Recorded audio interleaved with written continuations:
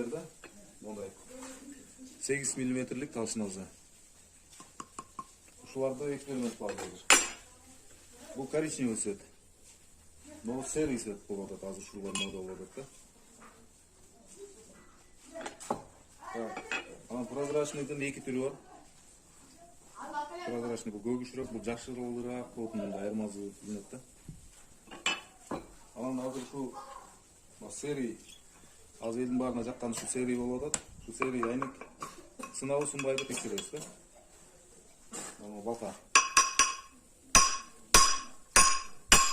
Балдар эми менен бир нерсе менен чапса дагы эчтеке болбойт да.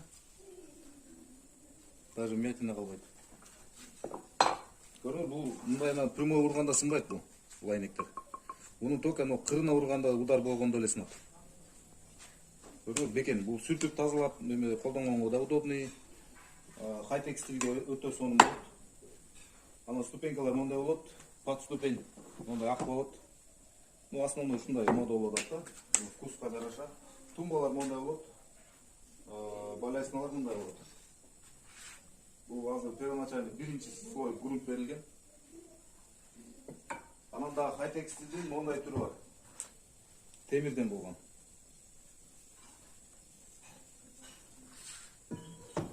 Мондай да түрү бар. Ортосунда айнек. Анан ступенькага мындай коюлуп туруп, ушундай бекилет да. Ондай өзүнүн эмеси подушкалар менен болот да. Анан мондай стили бар. Бул да өзүнчө грамотный жасалган. Темир крашеный, бул краскасы порошковый. Катуу температурада ысып, анан темирге жармашып калат да. Өтө сонун.